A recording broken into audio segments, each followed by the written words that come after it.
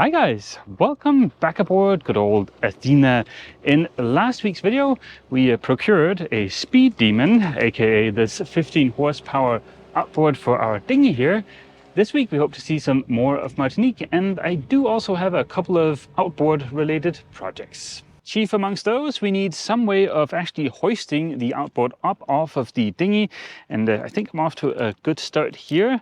But we do need some kind of harness so we have something to attach this block and tackle to. We've also found some fun outboard related accessories. We have a set of nav lights here. Those are going to be awesome for getting home in the dark. And then we have this thing, one of these fancy hydrofoils. Now this thing does require you to drill holes in your outboard to mount it.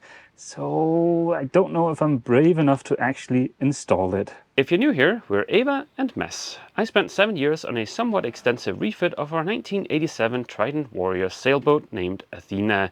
It was an oh glorious sanding extravaganza. We left Denmark and started cruising full time, sailing down Europe's west coast, and then we had our biggest adventure yet, crossing the Atlantic. Now we're sanding and sailing our way around the world. As I mentioned last week, we spent a lot of time procuring our new speed demon here, and as a result of that, we didn't really get to see any of Martinique. This week, we hope to remedy that with a museum visit, a hike, and also just a good old-fashioned road trip. As planned, we took our precious new baby out for a spin and dinghied to shore the next morning. We got her all locked up, tucked away, and hopped in the car for a day of adventure. Today we are heading to the Musée de la Banane, which is also known as the Banana Museum. And we really like to go to somewhat small and obscure attractions when we're traveling. And I think this definitely counts, with such rave reviews as not really worth it, but if you're in the neighborhood, why not? I knew that we had to go. And actually, we are not in the neighborhood at all. We are going out of our way, about an hour-and-a-half drive across the island just to go to the Banana Museum. Why drive an hour out of our way just to go to the Banana Museum? Well, first off, I love bananas. It's my favorite fruit and I think is the most superior of all the fruit. And I also love anything banana flavored, especially the all-natural flavor of banana Laffy Taffy. If you know, you know. But also, like, how can you not be tempted to go to a museum about something so mundane and ubiquitous as a banana? Sign me up. And we're quickly realizing that Google Maps isn't extremely reliable here. Quite a few times it's had us turn up a street, and it's a one-way street, so. Or wanting us to turn up a one-way street. Yes, we did not do it. We had the foresight. But yeah, that's a good thing to keep in mind. Plus, it's a good excuse to get us out and go see parts of the island and take this really windy road. And just to note, obviously, because Martinique is a part of France, there is really good infrastructure and there is a really nice paved road all the way around the island. Driving around Martinique, you can't go further than a few miles without whirling past a banana plantation. This makes sense because Martinique has built its economy on banana and sugarcane exportation, and they export 200,000 tons of bananas to France alone each year. The Banana Museum is located on the eastern coast of Martinique near the town of Sainte-Marie. It sits on a beautiful and vibrant 100-acre farm. The museum consists of one building containing a bunch of banana facts that will make you peel happy and ensure fun for species of all kind. We didn't want to split, but it was time to check out the gardens and all the banana plants. Which brings me to my first banana plant fact, is because they're not banana trees, they are in fact banana plants. And although this may look like a trunk, it's a false trunk, and it's just a bunch of leaves that have been overlapping and make that thick base. And the banana plant takes 6 to 11 months to produce one bunch, and actually one plant will only produce one bunch in its entire life. The cool thing about banana plants, sentence I never thought I would say, is that they're somewhat regenerative, because even though they say that one bunch grows per plant, really it's one bunch grows per stem, and once that bunch is cut from the stem will die, and then another stem will grow from that plant and another bunch will grow. So that's pretty cool. As you can see here behind me, a flower grows out of the bottom of the bunch, but that needs to be cut off while the bunch is growing because it will actually weaken the fruit. I didn't know, but there are over 1,000 species of bananas. Only 300 of them are edible and 150 of them you can eat raw. Ah, look at the tiny bananas. There's Mads for scale. Oh, those ones aren't edible. Don't eat it.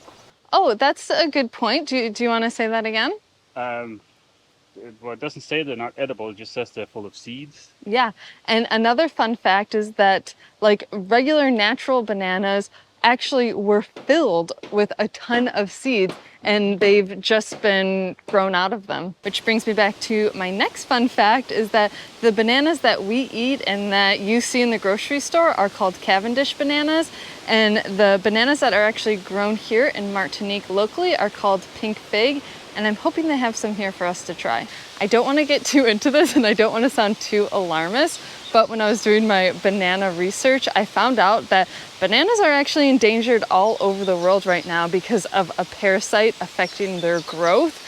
And that's mainly because we are consuming, exporting, and selling one kind of banana, and that is the Cavendish. So really, for the future of bananas, we need to start selling and eating different species of bananas, and that means getting used to eating a banana that doesn't look like that classic perfect yellow banana. Mads, did you know there's 3 types of bananas? No. There's sweet bananas, dessert bananas, and cooking bananas. And actually there's 4 types of bananas because you're bananas.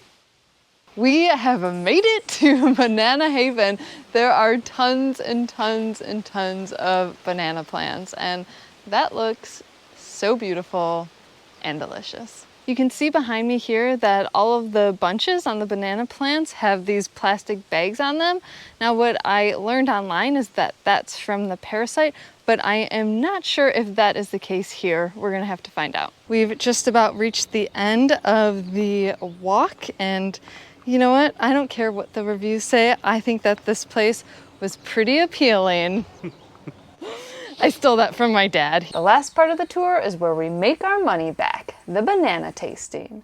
They had 2 bananas to try, the Sving Leland, which was a bit sour and nutty tasting, and the classic sweet Cavendish banana that, as you can tell, I liked. And as far as this banana museum goes, I think it was unbelievably fun.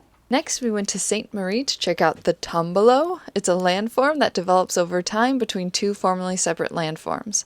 Let the seas part, or walk across like you're walking on water. It was a bit windy, but luckily the tide was out and we could walk across with ease. The Tumula leads to the 2 Sainte Marie islets. You just walk down this little path, past this little guy, and both islets have a set of stairs that you can climb to get an incredible view of Sainte Marie. It was time to get some food, so we went to Le Point de Vue, a little bit up the coast. It's located at the top of a hill with the view of a local farm and small town.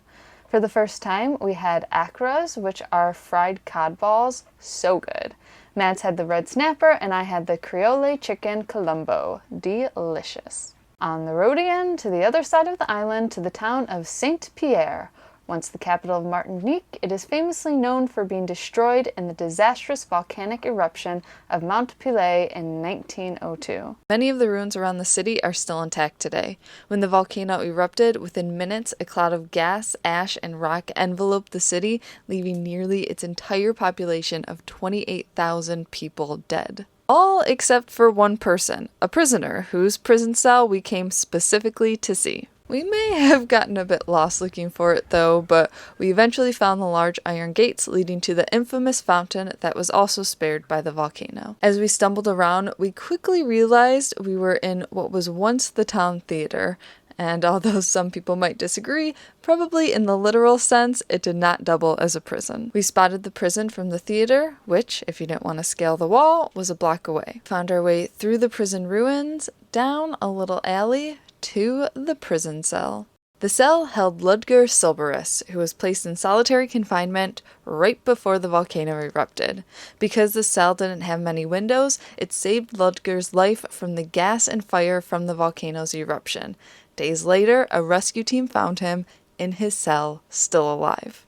Mount Pilay, the great equalizer, destroyer of prisons and theaters alike. It's the next day and we woke up early and drove just a little north of Port-de-France, and we are at the Jarden de Bada trail. I got it right, I've been practicing all morning, although I'm sure I still butchered it.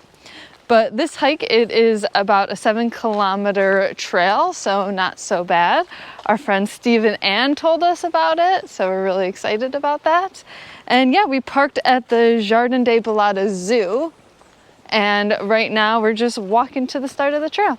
I mean, the walk alone just to the head of the trail is beautiful. There's these monstrous leaves and vines. We're just already in awe. Today we're on the hunt for two things.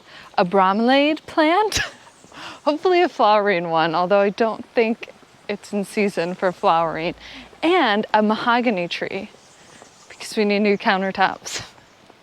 Just kidding, we are not going to be cutting down a mahogany tree and lugging it back to the boat. We found the start of the trail, and if you ever do this trail in the future, it kind of looks like you're walking towards a dead end. There's like a building with a gate around it, but just keep walking. There's an open in the gate after the building, and you just walk right through and down. We just got to this building right here, and we can hear water rushing through it. Matt thinks that maybe it might be, or it was hydropower, but we don't really know. Wow, look at these massive leaves compared to my hands. They're huge. Another big leaf. Check out these bad boys. And one thing you should know about me is that even though I like miniature versions of things, I also like giant versions of things. Bigger than my head. There's a giant rock with just all this water trickling down. It is so beautiful. We chose this hike because we read it was one of the least popular trails, meaning it would be less busy, which was true. We only saw a few people, even though the trail was well marked and used. We took our time meandering the trail, taking in all the trees and wildlife, like this little buddy who was doing a very good job of blending in. And it was a bit wet and slippery, but that's also why everything was so lush, green, and vibrant. So we just got to the end of the trail, and we thought we were gonna get to like some kind of destination, like maybe a waterfall or like a view, but I mean, we have the view of this water treatment facility. So yeah, sometimes it is the journey, not the destination. And yeah, as you can see on the map here, we are at the end of our hike. And yeah, I guess this is the end. It was a beautiful hike though. Yeah, I mean, it's well worth doing. Yeah. And I don't know why, but I was just kind of expecting us to maybe go to something. But yeah, like I said, in this case, it is the journey, not the destination. Yeah, although the hike wasn't exactly what we expected, we did find a lot of bromeliads or bromeliads. I can't remember how to pronounce it right now, but this species in particular, they grow on other plants, just like these ones behind me that are growing on this tree. What I think is so cool about the bromeliad is that even though they grow on other plants and trees, they don't hurt them, because at the bottom of their leaves, they create little cups that collect water. And inside that water creates like a little ecosystem that grows single-celled organisms, and then other insects and like small little animals like frogs will live inside of that little ecosystem, and then the plant gets all the nutrients it needs from that system to grow. That being said, they can also grow in the ground and on rocks. And a little fun fact, the most popular and common bromeliad is a pineapple. We just got back to the start of the trail and we realized that, yes, we were the ones who made a mistake. So the map that our friends gave us to follow was different than the map that we actually followed on all trails. And what we did, we just found a hike that was in this area on all trails, and it was the only hike in this area, so we figured that it was the same hike, but it wasn't.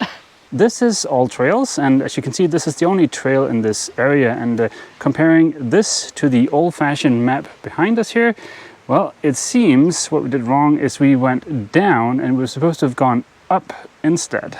With those navigational skills, it is a marvel we made it across the Atlantic without getting lost.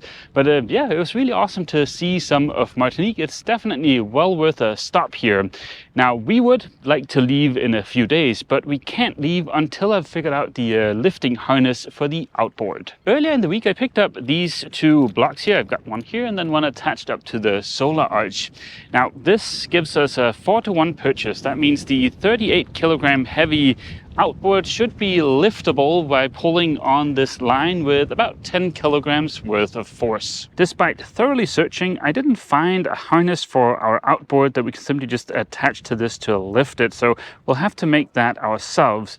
But I did find this little carabiner-like doohickey here, which we can replace the shackle we've got on here with this, and that should make it easier to clip into the harness. Something like this, but of course this is absolutely no good unless I can make a harness. The harness is needed because, well, there aren't any good lifting eyes or anything like that on the outboard, so we need somewhere to be able to hook into. Although this nice soft curve they've got here on the back of the outboard looks very pleasing, from a getting a harness to stick standpoint, it's very annoying. It would definitely have been easier to figure out the harness without that soft curve on the back of the outboard, but I think I have an idea here that might work. My initial plan for this harness was just to have a loop on the back of the engine and another loop at the front of the engine and just lift it that way.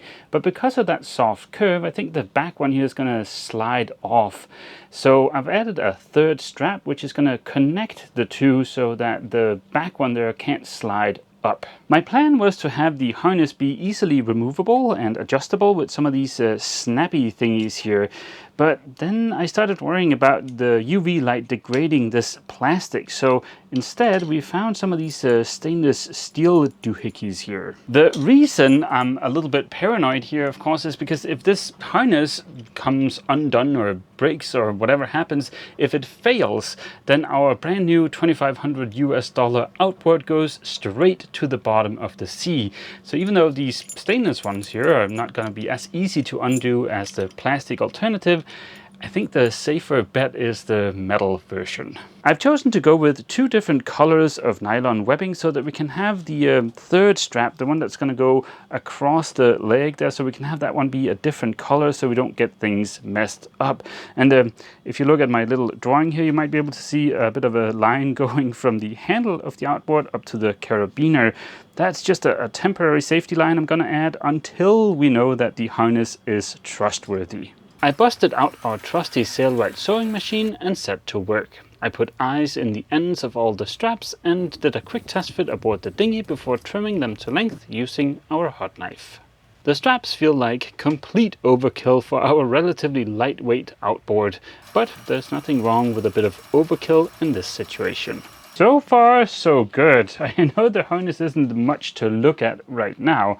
I could attach all the parts together and have a handle at the top, but I don't really think we need it, and I definitely don't want to do that until I figure out the exact geometry of all of this. This white strap here is the safety strap. This is what's going to wrap around the handle and go up to the carabiner just in case the harness fails.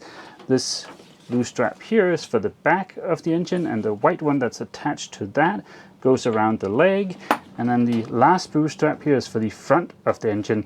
And then I've made this little loop here to be able to tie together the two blue ones, and then this is what we're actually going to be lifting in. With me in the dinghy and Ava up on deck, we crossed our fingers and went for it. We clipped the lift to the harness and Ava pulled on the red line. Thanks to the mechanical advantage, Ava was easily able to lift the 38 kilogram outboard. I'm just guiding it up. She has all the weight. We did have one little oopsie, and I had to lift the outboard the last 10 centimeters onto the support on the arch. I'm going to call that a partial success. There are a couple of things we need to tweak, but it worked. The reason I had to lift the outboard up the last bit of the way was because I had to add this strap here because the red line wasn't long enough. So yeah, I need to get a new 10mm line, and then that will be solved.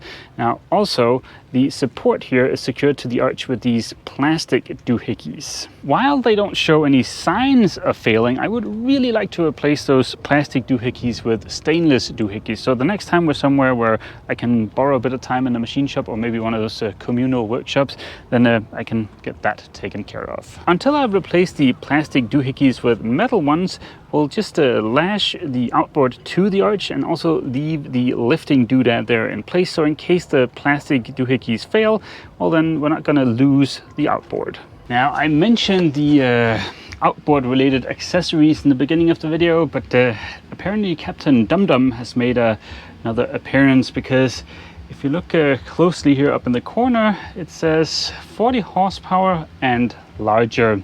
And while our new outboard is a speed demon, it's certainly not 40 horsepower or larger. Ah, yeah, good old Captaindumdum. So yeah, if you have a 40 horsepower outboard and you're in the market for one of these, I have one for sale pretty cheap when we get to the US.